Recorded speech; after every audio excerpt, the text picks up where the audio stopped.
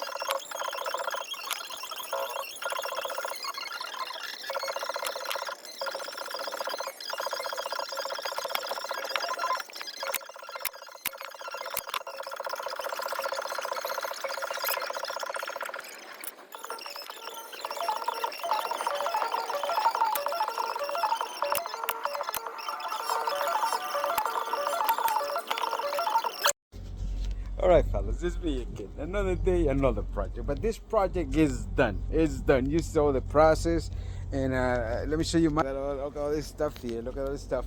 So you saw that I started with this, with something like that. That's my material, right? So I end up making. Are you guys ready for this? You guys ready for this? Huh? You guys gonna love it. You guys gonna love it. You guys gonna love it. Look what I made. Look what I made. Let me flip the camera around so you guys can see. Look at that. Planter box. Look at that. See that?